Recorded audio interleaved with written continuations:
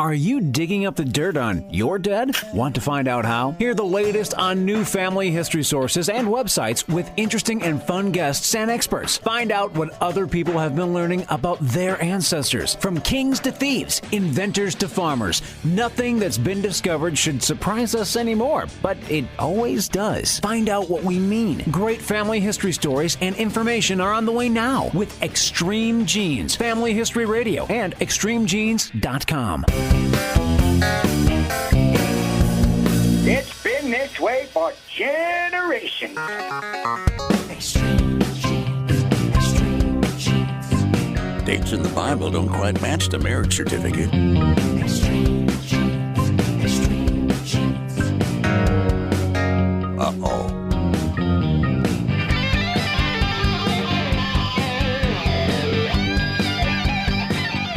Genies, you're back.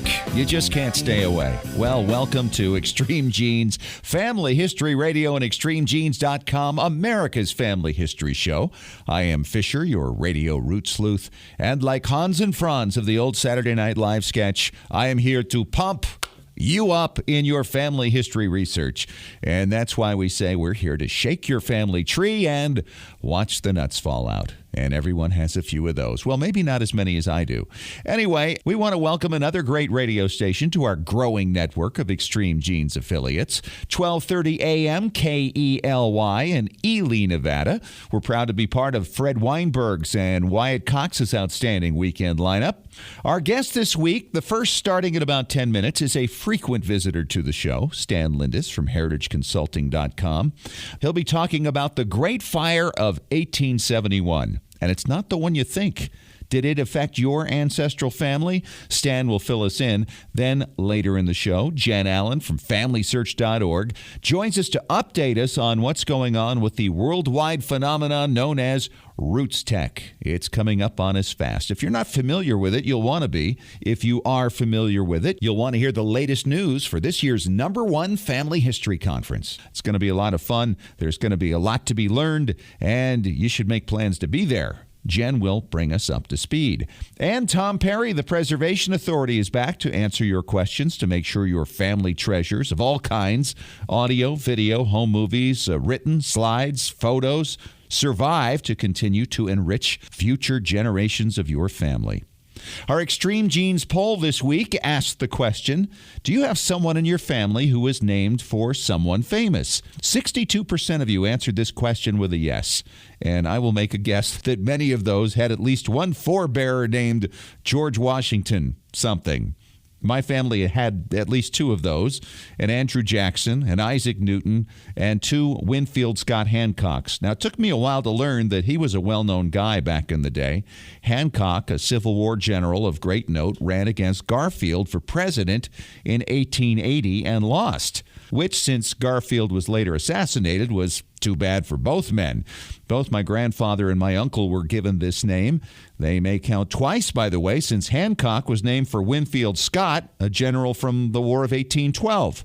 You know, naming a child for someone famous often says a lot about the interests of the parents, especially if the name is from the world of politics. I mean, would a Republican really name a child for a famous Democrat? And I bet you know at least one person named Lisa Marie, born in the 1960s. Thank you very much. Our poll for this week asks, are you lucky enough to own a diary or journal passed down by one of your ancestors? Are you lucky enough to own a diary or journal passed down by one of your ancestors? Vote now at extremegenes.com. We'll give you the final results next week. It is time once again for our Family Histoire news from the pages of extremegenes.com. Family history was made this past week in Chicago, where daredevil Nick Wallenda, without benefit of harness or safety net, walked on high wires between skyscrapers 600 feet above the streets of downtown Chicago. I mean, the whole thing was carried live on Discovery Channel, which used a 10-second delay in the event of any, shall we say, unpleasantry that may have occurred. Of course, it didn't. Nick set 2 world records in doing this, walking a high wire between 3 skyscrapers, with each being higher than the Washington Monument. On one leg, Wallenda walked on a steep incline, and on another, he was blindfolded. His biggest concern? Wind, of course. Where does the family history fit into this? Well, Nick, who was 35, is the great-grandson of Carl Wallenda, who created the famous flying Wallendas, described as a circus family. Carl died at the age of 73 back in 1978. Yes, from a fall from a tightrope between a couple of buildings in Puerto Rico. So experience doesn't always matter in their line of work. Even Nick's mother, Delilah, was 6 months along with Nick when she walked the tightrope. Back in 2012, Nick set a record crossing Niagara Falls from the U.S. to Canada. You don't see tightrope walker in a lot of census records. You notice that? Hopefully, the Wallenda family continues to create many more of those and not so many early death certificates. Well, imagine hearing that your family member was already fighting World War II before December 7th, 1941. Tom Ellsworth, the son of a one-time FBI agent named James Ellsworth, has contributed fascinating information from his father's journal and letters for a new Scribner book called Double Agent, the First Hero of World War II and How the FBI Outwitted and Destroyed a Nazi Spy Ring. The author, Peter Duffy, was given access to James Ellsworth's papers to put together a timeline to this fascinating story. It began in early 1940. The Ellsworth family was living in Huntington Park, California. James received a message from J. Edgar Hoover to report to New York City, where two other agents met him. On the way into the city from the airport, the other agents took away James' gun, his ID, everything, and gave him credentials under a new name. He was then taken to and introduced to a man named William S. Siebold, who had been born in Germany. Siebold was the first double agent in the history of the FBI. Ellsworth had served a Mormon mission in the same German town in which Siebold had been born, and on that day became Siebold's handler. Within 16 months, 33 Nazi spies were arrested in what is still considered the biggest case of espionage in the history of the United States. Tom Ellsworth had kept his father's journals and letters written by his father to his mother for family history purposes.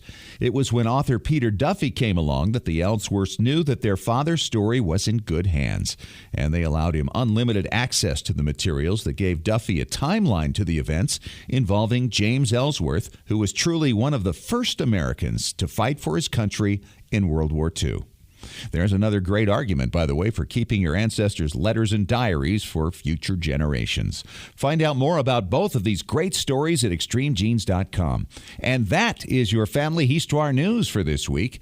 And coming up next, we call him Stan the Man. Stan Lindis from heritageconsulting.com returns to tell us about the Great Fire of 1871. And it is not the one you think it is. Most families have been affected by fire at one time or another in their history, but few had the impact of this one. We'll tell you about it in 3 minutes on Extreme Genes, Family History Radio, and extremegenes.com, America's Family History Show.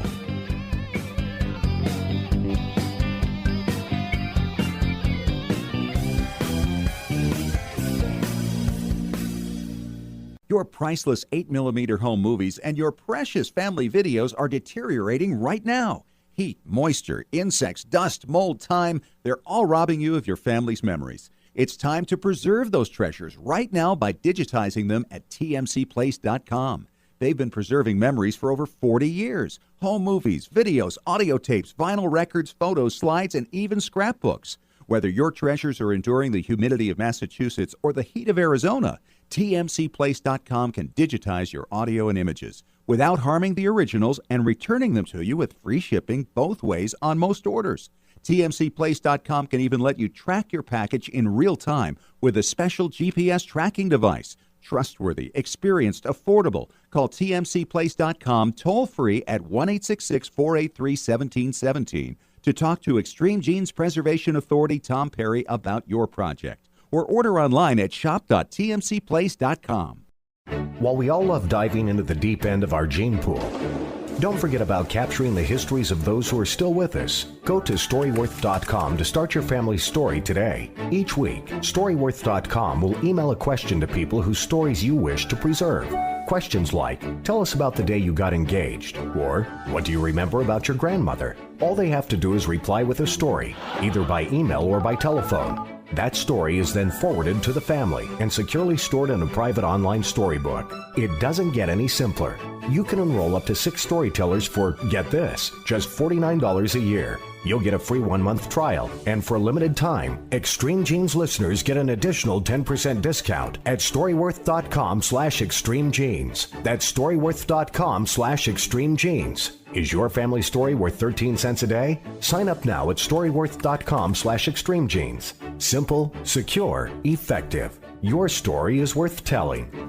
You know, when it comes to family history, there's nothing quite like the thrill of the hunt and the excitement generated by every new discovery. Who were your immigrant ancestors? What ship did they come over on? Why did they come when they did? Did they participate in any military campaigns that took place in their day? What personal challenges did your forefathers and mothers endure? Heritage Consulting, Genealogy Research Services can get you the answers to many of these questions and more. They've been providing professional research and consultation services since 1978. Call toll-free 1-877-537-2000 to speak directly to a professional family history researcher. Heritage Consulting can research, collect, analyze, and interpret the countless documents your ancestors generated throughout their lives and present the findings to you in an attractive book or in an electronic format. The cost? Far less than you'd expect for far more than you can imagine. 877-537-2000 or go to heritageconsulting.com.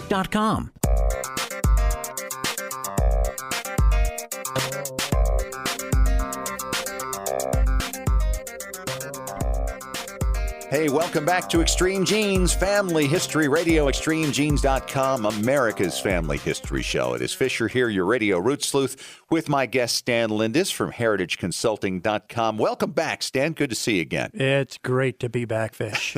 Hey, we're talking fires today, and I think a lot of family histories have been affected by fires, especially in large urban areas. I know mine did with various fires in New York City, 1835, during the Revolutionary War was another one. And then you were telling me about the Great Fire of 1871. And, of course, I immediately think, Chicago. But Which happens to be a reasonably great one. The reasonably great fire of 1871? Same day, same everything. Really? Oh, yeah. There were multiple fires. Tell me about before this. we go to that fire, can we talk about another fire? Sure. You know, people like to cook their turkeys. Right, we're coming up on that. For Thanksgiving. Sure. And if Mr. Franklin Roosevelt had his way, you'd be doing it on a different day. What day would we be doing it on? You would be doing it on the second to the last Thursday of the month. As opposed to the last. As opposed to the last. Right. Because in 1939, there were 5, count them, 5 Thursdays in the month, the last being on the 30th. Well, the retail lobby was not thrilled. Oh. Yeah, you got the idea. Yep. Yeah, we don't have enough days for Christmas shopping, so Mr. Roosevelt changed it to the second. Well, to please him. But it wasn't a federal law or federal holiday at the time. And so some governors changed and some did not. And so about half and half when it came time for the cutting of the turkey, half went with Mr. Roosevelt and half went with the governors. The old traditional last Thursday. And so as a result, the second Thursday became known as Franksgiving. Yeah, and I'm not kidding. There was a little tidbit in the newspaper, a little ditty that went, "Happy Thanksgiving to you, Happy Thanksgiving to you, Happy Franksgiving, dear misguided, who chose today, Happy Franksgiving to you." Now, this is important because in the 30s, there, as I recall, there seemed to be a little economic trouble going on at that you might time, put right? it that way. Yeah. So maybe I probably would have sided with Frank to go with the earlier one. Yeah, there wasn't a problem with many people getting a turkey to cook. They did chicken or bologna or something. Sure. What would that do for Black Friday? I don't know. Let's not even go there. Yeah, I know. I'm with you. I want to hear about this fire in 1871 now. Well, in the process of looking for meat to put on the bones of my own genealogy. Right, creating stories. Exactly, the stories to go around them. My mother's family, part of them lived in Holland, Michigan. And I've been to Holland many times from the time of my youth up until just a couple years ago. Wonderful little town, Dutch community. But I'd always noticed that there was a very radical difference between the architecture of the college in Holland and the rest of the community. And I got doing some digging, and I found out that on October 8th, 1871, all of Holland burned to the ground. Now, that's the same day as the Chicago fire. That's the exact same day as the Chicago fire, both of them starting on October 8th, as did the Peshtigo fire in Wisconsin near, yeah, I know you're shaking your head. What? The who? The Peshtigo. Okay. It's a community close to Green Bay. In Chicago, the fire consumed about 3 square miles of property. And this was the cow that tipped over. Well, actually, there was a reporter in 1898 who confessed to making up the story about Mrs. O'Leary's cow. Sadly, there were 300 people killed in the Chicago fire. Right. In the Peshtigo fire, there were in excess of 1,500 people killed. Oh, my. Entire towns burned to the ground. People spent the night standing in Lake Michigan in October up to their neck in water, trying to avoid being burned to death. It was a hellacious inferno. Personal accounts talk about it as a hurricane of fire. And within about 30 minutes, the town of Peshtigo, the fire started and it was gone in about 30 minutes. Wow. What fueled this and what started it? What started it was, and it contributed to the Chicago fire, was that in 1870 and throughout 1871, there had been a historic drought in the Midwest. And then there was a major low-pressure system that moved in that brought with it great winds. Well, in the northern parts of Wisconsin, where Peshtigo is, and around Holland, Michigan, and Manistee and Port Huron, was greatly forested, and there was a lot of lumbering being done. And as they cut the trees, they didn't do as they do today. They did not clean out the brush. They left it behind. Also, that time of year, the normal practice was to burn their fields to clear any weeds and stuff. As it still is in many places. Well, the winds picked up and caught hold of these fires, and they just went raging through the area. The Chicago fire, as I said, consumed 3 square miles. The Great Michigan Fires, it's called, because there were several communities around Holland that were consumed. It took 3,900 square miles. Whoa. Yeah. 3,900 square miles. 2.5 million acres. Unbelievable. Peshtigo, they thought it was probably around 1,500 square miles. So we lost 1,500 people, 1,500 square miles in Wisconsin. 300 people and 3 square miles in Chicago. And in another Holland, 1,500 that they know of in the Great Michigan Fire. But they figured that in 1870 there was a very large number, and 71, there were a very large number of salesmen and lumberjacks that were in the forest and in the small communities that were in the forest, for whom they have no way of accounting for these people. So there are guesses that it could go as high as 3,000 people that lost their lives. So was it thought that October 8th, 1871, all 3 of these major area fires maybe started from the same cause, the same low-pressure system? Interesting you should ask, because there was a crackpot out there. His theory was that a massive meteor had come and split off and had gone into these places on fire. Now, the reality is that there's not been one fire ever reported throughout recorded history where a meteor had started a fire. Right. But it sure did, catch fire in the media. Yeah. The interesting thing is that, so many records, in Chicago, when you go to look for records, you're kind of up the creek when you get back to 1871 and before. Around Peshtigo, the same problem. But in Holland, it was interesting because some really quick-thinking Dutchman grabbed all of the records and they buried them in the sand on the beaches of Lake Michigan. After the fire was over, they went back to dig them out, and there was a glaze of glass on the surface of the sand. Oh, because it had been so hot. It had been that hot. And yet it protected the records. It protected the records. Some of them were scorched a bit, but it protected them sufficiently enough that they have them even today. There are many personal accounts of the fires and the people standing in water, as I said, up to their neck, and the smoke and the ash and the dust being so thick that they could not breathe, or they were trying to get to the water and they would just be overcome with all the stuff that was in the air.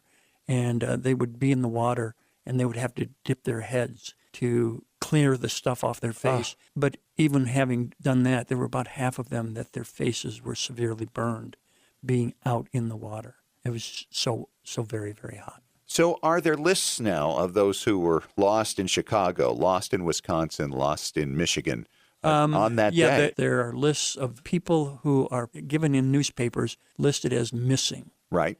If it was my family, I'm looking for my wife and my children. Or there are lists of bodies that have been identified. A great number of the bodies that were found could not be identified because the entire family had been wiped out. And there's one case of a father with several small children who was just yards away from the lake, and he's got them in embrace when they were consumed by the fire.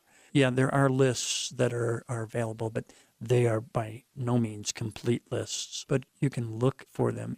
In 38 years, I've never had anyone who I've looked for that was a victim of the fire that I know of. Right. It could be that in looking at the standard vital records that it just doesn't show up because there was no one to record it. Right. And so you don't know.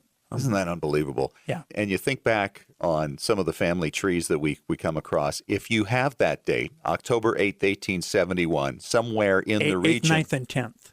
8th, 9th, and 3 10th. days. Oh, my goodness.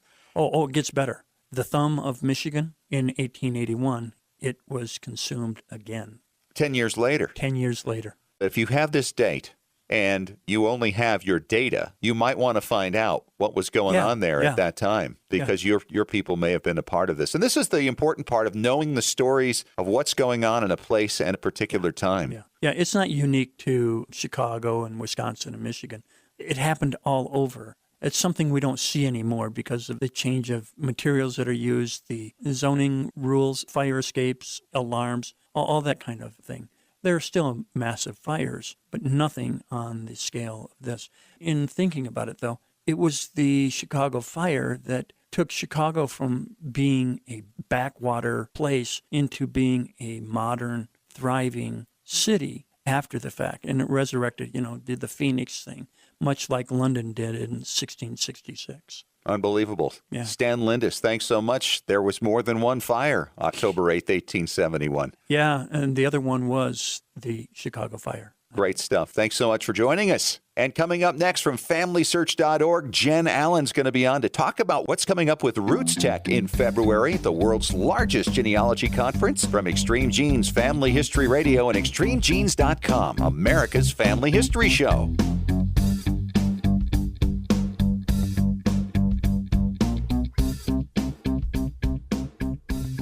Can't figure out how to get your favorite Windows genealogy software running on your MacBook? Look no further than Crossover. Crossover by Codeweavers at www.codeweavers.com allows you to run your Windows software on your Mac without the need to buy a copy of Windows. Crossover is easy to install and simple to use. Crossover supports many popular genealogy packages like Roots Magic, Legacy Family Tree, Personal Ancestral File, Family Tree Builder, and more. Crossover also lets you run other popular productivity apps, like Microsoft Office, and a wide range of games. So if you're looking for an easy, affordable solution to your Windows compatibility needs, visit www.codeweavers.com today to download your free trial of Crossover. And don't forget to use the deal code FAMILY for an additional 40% off when you purchase Crossover. Hello, Extreme Genes listeners. I'm Larry Gelwicks, the getaway guru and host of the Travel Show radio broadcast with the hottest travel deals on the planet. And now you can travel more and pay less by joining me on our Travel Show podcast. Cruises, tours, resort hotels, airline tickets, stay close to home, or travel the world. I'll show you how to travel more and pay less. Go online to ColumbusVacations.com. That's ColumbusVacations.com. Click on radio and then click on podcast. It's really that simple. ColumbusVacations.com, radio and podcast for the hottest travel deals on the planet. Got a brick wall in your family tree? Don't know how to break through it? Get professional help from Heritage Consulting Genealogy Research Services. Speak directly with an experienced genealogical researcher, not a salesperson, by calling toll-free 1-877-537-2000. When you call, ask how you could win a free 1-hour consultation with an expert genealogist. Heritage Consulting Genealogy Research Services, with over 35 years of research experience. Visit heritageconsulting.com. Did you know your family's memories are being destroyed a little at a time every day? It's true. Old home movies, slides, photos, and audio recordings fade over time. The longer you delay the digitizing of these priceless artifacts, the more likely it is they'll be gone one day. That's why you need to call the Multimedia Center. I brought in VHS videotape and had them transferred to DVD. The Multimedia Center, 2870 East, 3300 South, Salt Lake City. Open Monday through Friday, 10 to 6. Call 801-483-1717 or go to transferduplication.com.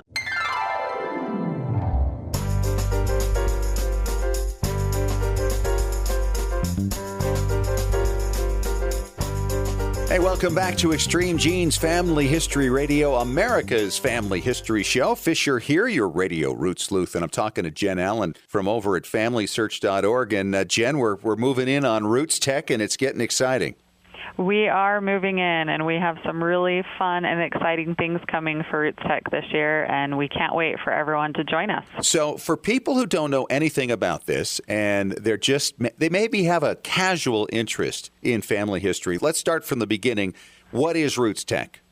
Roots Tech is a really great conference that you're able to come to, and it's now the largest family history conference and event in the world. It's by far. By far. And it's extremely exciting and fun, not typically what people may think of when they think of family history, which is why it's so great, and it's the best place to be when it comes to family history. Well, and a lot of that has to do with the word tech in there, because a lot of younger people get into, the technical side of making this thing work, and a lot of older people are trying to master some of it, and everybody wants to see what's out there now that makes things get easier and easier for not only capturing the data, but the stories as well.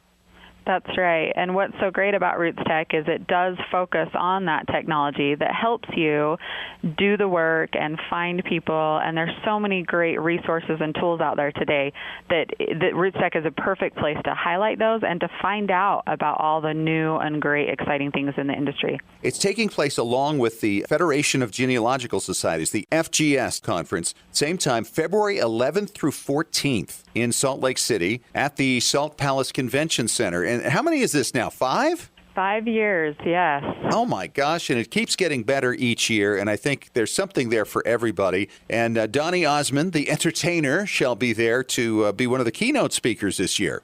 That's right, and that's what's so exciting about having Donny Osmond. We all see him as the entertainer, and he does that great. But now we get to see a little bit different side of him and maybe talking about his family and what inspires him in life. How do people find out about how to get to Roots Tech? So we have a really great website, rootstech.org, that has all sorts of pages that give all the answers and highlight the great and exciting things you can do and see.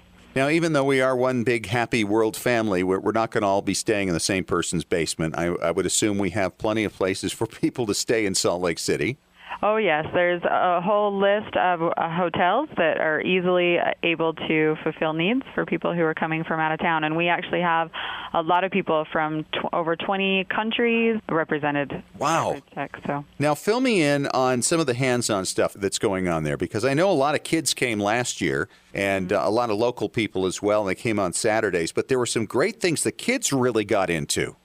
That's right. Yeah. One of the biggest features of Roots Tech is our very large and exciting expo hall.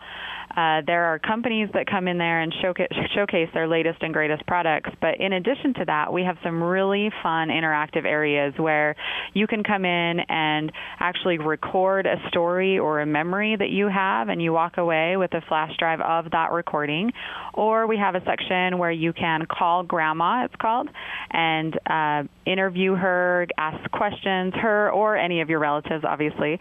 And you also walk away with that recording to preserve in your own family history, files and records. Well, I think that is so exciting to be able to do that. And I got to wonder how many news stories kids never knew until they actually had that opportunity to sit down and call Grandma and record her right there at Roots Tech. That's right. And it's so much fun, especially for those younger kids who maybe, again, it's the technology that gets them excited. And as soon as they start talking to Grandma or thinking about some of those memories, then it really kind of sparks their interest and they want to keep going, which is perfect and great, especially for our industry, bringing in those youth. Now, there are a lot of people there also to help you with the research. And I remember there was a night at the library, the famous Family History Library, which is in downtown Salt Lake. Is that going to go on again this year? You know, we actually don't have a night at the library this year. What we're highlighting is that the library is there and open at all times for anybody who wants that research help. And particularly of interest this year is that the library will be open for some extended hours and on the holidays that they aren't usually open because they know that the crowd comes in. Wow. And we also have... What do you mean by, wait a minute, what do you mean by extended hours? How late are we talking?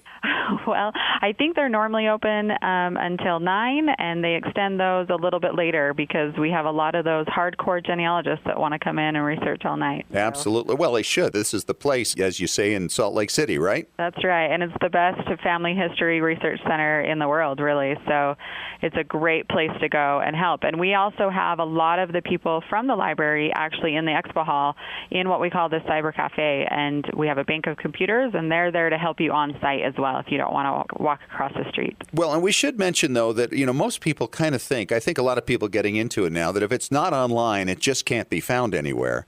And there is so much stuff in the Family History Library that cannot be found anywhere else yet. Yep, not yet. It will be, but yes. it certainly takes a lot of man-hours to get all that digital. So it will be, there's so many things, and we hear endless stories every year of people who do go to the library and, miraculously find people that they've been trying to seek forever. And so there are a lot of resources there that you can't find online yet, like we said, someday. I think one of the highlights last year for me was seeing a gal I remember named Carol Moss, and she actually had found her half-sister.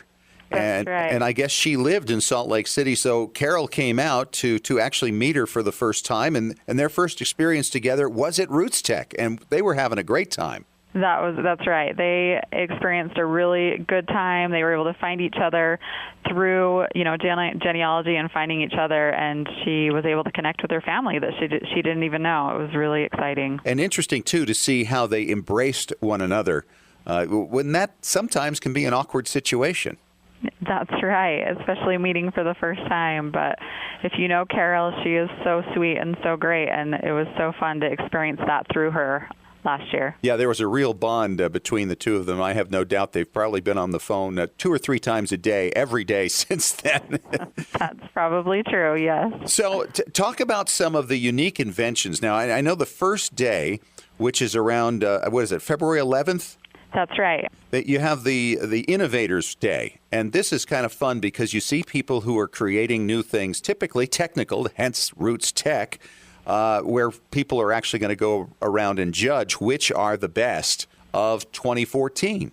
That's right. Yeah, we have what's called Innovator Summit, which is a pre-conference kind of event for the developers and entrepreneurs who are in the family history industry. Come and they take classes and learn a lot on site. But in addition to that, we actually have a very exciting Innovators Challenge that will be going on again this year. We have some really great sponsors coming in with great prize money, and those developers out there who are thinking of creating a product can submit their product to the challenge, and it's like a mini contest.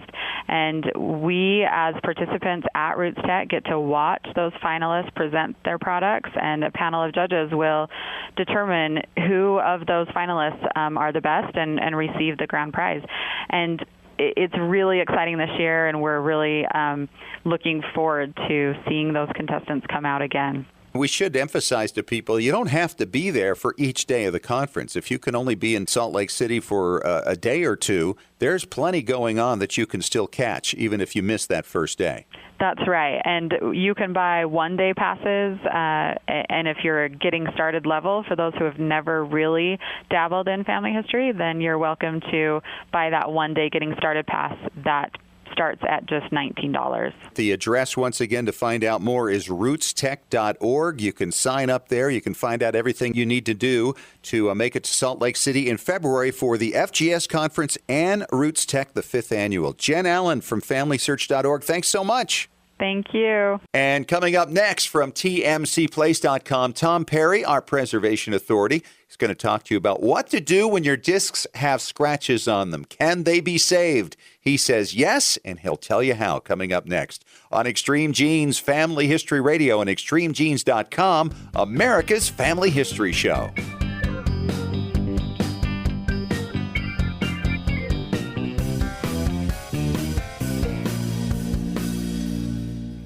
You know, when it comes to family history, there's nothing quite like the thrill of the hunt and the excitement generated by every new discovery. Who were your immigrant ancestors? What ship did they come over on? Why did they come when they did? Did they participate in any military campaigns that took place in their day? What personal challenges did your forefathers and mothers endure? Heritage Consulting, Genealogy Research Services can get you the answers to many of these questions and more. They've been providing professional research and consultation services since 1978. Call toll-free 1-877-537-2000 to speak directly to a professional family history researcher. Heritage Consulting can research, collect, analyze, and interpret the countless documents your ancestors generated throughout their lives and present the findings to you in an attractive book or in an electronic format. The cost? Far less than you'd expect for far more than you can imagine. 877-537-2000 or go to heritageconsulting.com. While we all love diving into the deep end of our gene pool, don't forget about capturing the histories of those who are still with us. Go to Storyworth.com to start your family's story today. Each week, Storyworth.com will email a question to people whose stories you wish to preserve.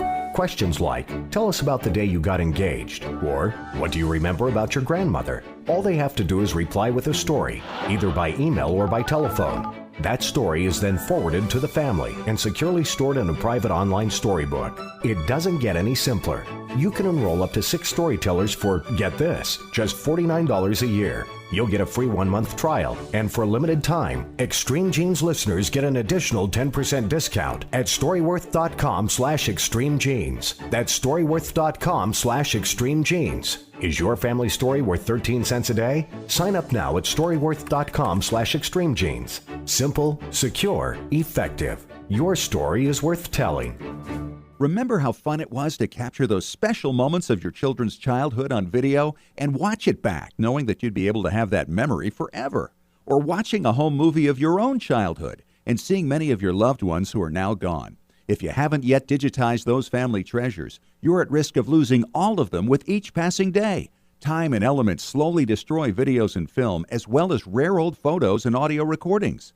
Rescuing your memories is what tmcplace.com has been doing for over 40 years. They can transfer all these discs and hard drives so you and your family can enjoy them digitally for generations to come, and without damaging the originals. They provide free shipping both ways on most orders. They even offer GPS real-time tracking of your package so you can be confident that nothing can ever be lost in transit. Call toll-free 1-866-483-1717 to talk to Extreme Genes Preservation Authority Tom Perry about your special project, or order online at shop.tmcplace.com.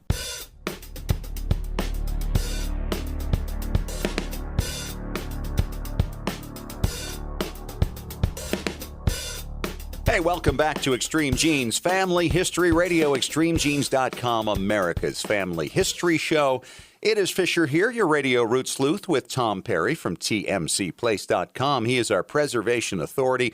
Tom, welcome back to the show. Good to see you. Good to be here. And I'm excited. Every time you show up, you seem to have some new technology to tell us about, and today is no exception. Technology is just absolutely so crazy. I just can't believe how fast things are coming down the pipe. You know, we've talked on past shows about how things are every like 5 to 7 years, they would double. Now it's down even more than that. A year ago, back in 2013, we had to update our slide scanner 3 times because of new technology. We have a lot of people that write us that have problems with discs. They've been scratched or gouged. And it's not just because you don't take care of them. Sometimes in players, that can happen to them. And so I want to kind of share some tips and tricks of how to take care of your discs before they get scratched. Once you're past that point and you have scratched or gouged discs, what we can do to try and save them. There's some different options. One of the things that we're going to talk about a little bit and follow up on it in a few weeks is there's a new polymer out. And the interesting thing, this has been developed by a friend of mine, and they do stainless steel restoration on fridges and things like that. Okay. And they have found out he had some CDs that were scratched. And they thought, oh, let me see what it does on this. And it fixed them. Really? Without any kind of abrasion or anything, because you can't scratch stainless steel or it's ruined. Of course. And so he found out it's a special kind of a polymer, and they're working on retail packaging right now. And he's going to drop some by for me this week to test out and try it on some DVDs, Blu-rays, CDs, and see how well it works. So in the next few weeks, I'll return and report, so to speak, on it and see how it's going. Because the biggest problem with scratch is what causes it not to be able to read. It's not really the scratch per se itself. It's the light that's penetrating through the bottom side of the disc. When it hits a scratch, it fractures the light. Just like when you put a prism up to the sun, it fractures it into, the red, green, blue, violet. Right.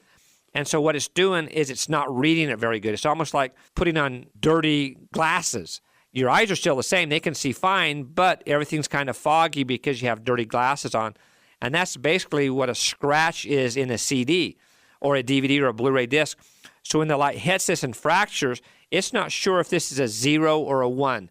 Now, back in the day when we used to have Walkmans that we would carry around CD players on our hips and they would shake a lot, they built in more what they call oversampling, where it would go and say, okay, here's a whole bunch of zeros, here's a whole bunch of ones. It would find a pattern. And so if it says, oh, I can't read this one, but based on this pattern, I'm going to assume this is a 0, so I'm going to put the 0 in there. And 90% of the time it was right on. Sometimes you might hear a little skip.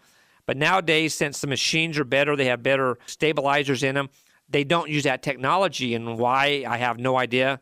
They have just stopped using it. So you don't have that much of overscan. So when you have a scratch and it doesn't oversample, it has no idea what to do. And unfortunately, some of the cheaper brands, when it doesn't know what to do, it just freezes and stops. And so your DVD or your CD just stops playing, nothing's going on, and you might hear a brrrr type sound. That's a terrible sound. Yeah, and it doesn't know what to do. Where the ones that oversample will try and figure out, okay, this is what it needs to be, here's where we need to go.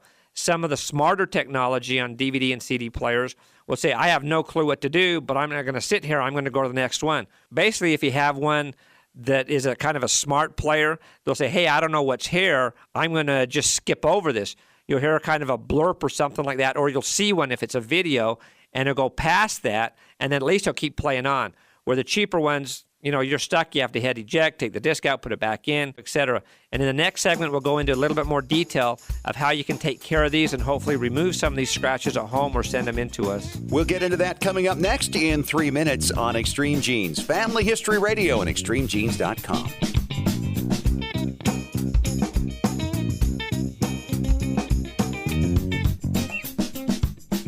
When was the last time you heard your grandmother's voice or saw your family enjoying life back in the 1950s or 60s? If the reason is you haven't known what to do with your old recordings, videos, and films, here's your answer. The Multimedia Center in Salt Lake City. We brought in a video project to the Multimedia Center, and overnight they duplicated it to DVD so we could meet our deadline. The Multimedia Center, 2870 East, 3300 South, Salt Lake City. Open Monday through Friday, 10 to 6. Call 801-483-1717 or go to transferduplication.com.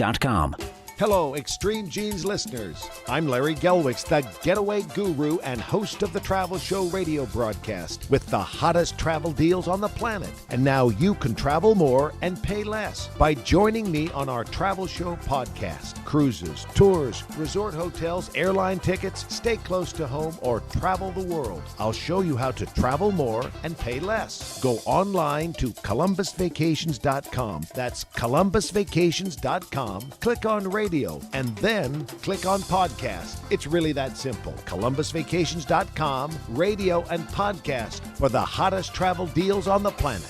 Can't figure out how to get your favorite Windows genealogy software running on your MacBook? Look no further than Crossover.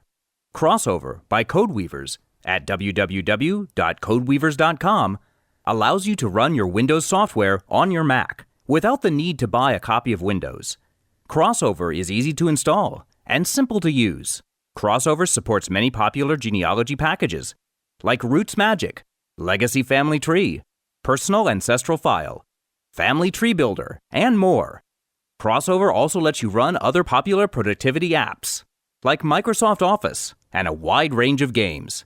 So if you're looking for an easy, affordable solution to your Windows compatibility needs, Visit www.codeweavers.com today to download your free trial of Crossover. And don't forget to use the deal code FAMILY for an additional 40% off when you purchase Crossover.